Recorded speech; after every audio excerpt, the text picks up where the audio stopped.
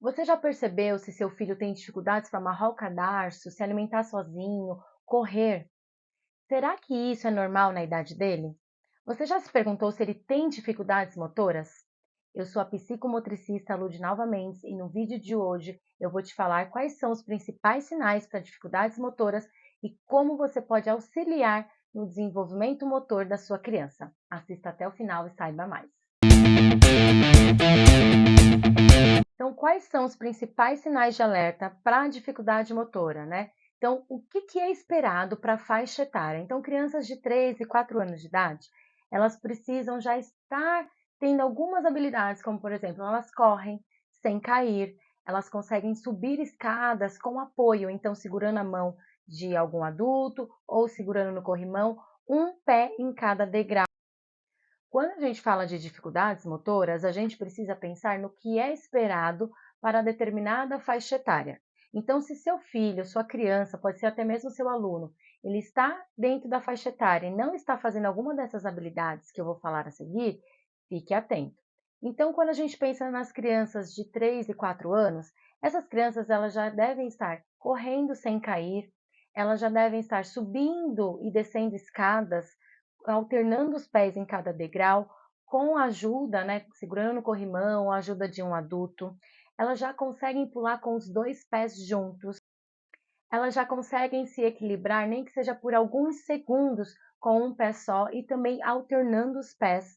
Quando a gente fala das crianças de 5 e 6 anos, elas já conseguem segurar um lápis de uma forma mais controlada, um lápis, uma caneta ou até mesmo o giz de cera de uma forma mais controlada. Elas conseguem já andar em uma linha reta, então se você desenhar uma linha reta no chão, elas conseguem seguir, mas se você tirar essa linha reta, elas também conseguem seguir esse percurso em linha reta. Deixa aqui nos comentários para mim se sua criança está dentro dessa faixa etária e se ela faz essas habilidades. É claro que tem muitas outras habilidades, eu trouxe aqui algumas para vocês e vou trazendo no decorrer dos outros vídeos. Agora eu vou falar para vocês quais são os sinais de alerta. Então as crianças, elas dão sinais de que elas estão com dificuldades motoras e às vezes passa despercebido, então fiquem atentos. Geralmente as crianças que têm dificuldade motora desde lá da primeira infância, com 2 anos, 3 anos, elas evitam participar de atividade física.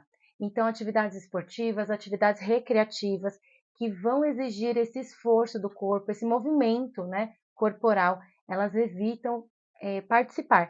Mesmo crianças de idade precoces, né? Então, 2, 3 anos, elas já acabam evitando.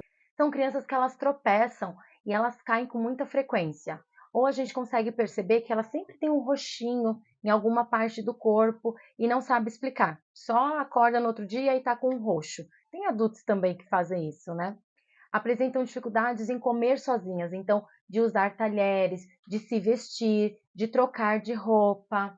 Isso independente da idade. Então a criança ela vai se desenvolvendo, você vai percebendo que ela não tem essa autonomia de escovar os dentes sozinha, ela tem muita dificuldade, colocar os sapatos, a meia, colocar um casaco ou tirar um casaco sozinha, ela sempre tropeça ou ela se desorganiza na hora de tirar, se enrosca, né? Ou acaba caindo mesmo porque se desorganiza, perde o equilíbrio e cai.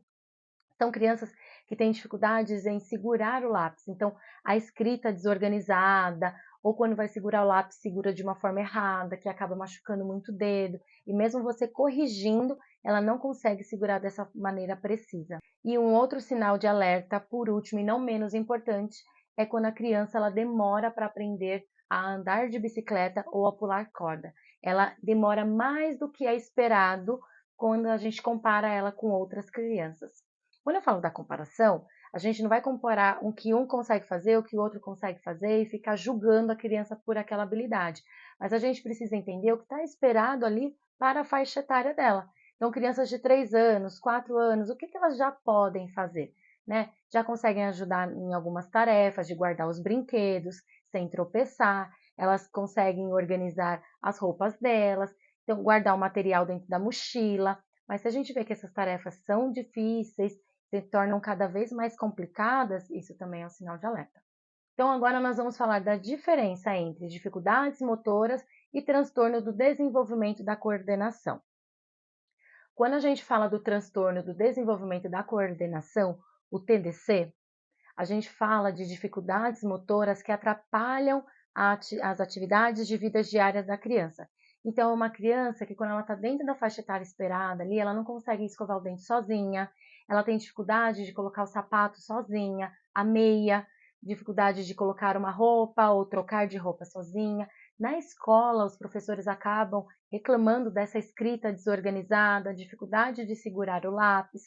Ela se afasta das atividades esportivas, recreativas no ambiente escolar, ou até no momento lúdico, numa festa de aniversário, ou no momento numa praça, ela acaba não participando desses momentos. O TDC ele acaba afetando de 5 a 6% das crianças em idade escolar, e ele não é muito falado.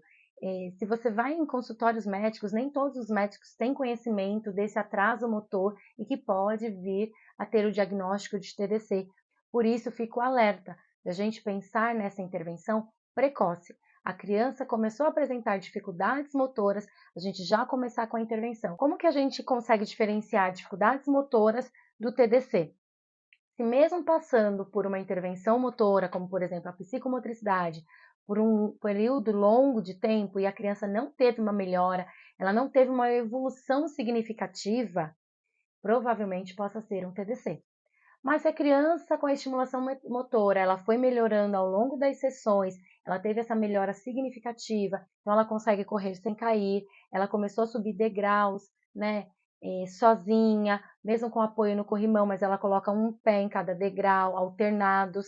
Então ela teve essa melhora, ela começou a participar de atividade física com outras crianças, ela foi perdendo esse medo, essa vergonha, provavelmente seja essa falta de estimulação das atividades motoras na vida dessa criança. Porém, se esse atraso ainda é muito presente quando a gente compara com outras crianças, pode ser que ela tenha critérios ali para fechar o diagnóstico para a TDC. Mas para isso a gente precisa procurar profissionais especializados que saibam identificar o atraso motor, encaminhar para um neuropediatra, um neurologista, para poder fechar esse diagnóstico. Quais são as estratégias simples que a gente pode utilizar para estimular o desempenho motor, o desenvolvimento motor dessa criança? Então, promover atividades que trabalham força, equilíbrio de forma lúdica, trabalhar habilidades como corrida, o saltar, o engatinhar, o rastejar. Claro, atividades, dependendo da faixa etária, quanto mais novas as crianças, mais lúdico a gente deixa essa atividade. E também, quando a gente pensa que a criança já está na fase da alfabetização, ali com 6, 7 anos, a gente começa a trabalhar atividades que sejam mais voltadas para as habilidades de destreza motora fina. Então, de segurar o lápis, então a gente também coloca trabalhos manuais. Só que quando a gente vai pensar em trabalho manual, a gente não trabalha só a mão. Para eu poder ter um tônus muscular para trabalhar a minha mão, eu preciso ter fortificado, eu preciso ter força no meu tronco. Então, eu preciso trabalhar atividades de equilíbrio, fortalecimento abdominal. Tudo isso eu preciso trabalhar com a minha criança ou até mesmo adolescente de forma muito lúdica, de acordo com a faixa etária. Então, se você percebeu algum desses sinais de dificuldades motoras no seu filho, no seu aluno, não se preocupe. O mais importante é a gente identificar de forma precoce e começar a estimular o desenvolvimento dessa criança, desse aluno. Se você gostou desse conteúdo, não esqueça de deixar o seu like, comenta aqui quais são as dificuldades que você conseguiu identificar aí na sua criança e compartilhe esse vídeo para mais pessoas ficarem sabendo dessas informações. Até o próximo vídeo.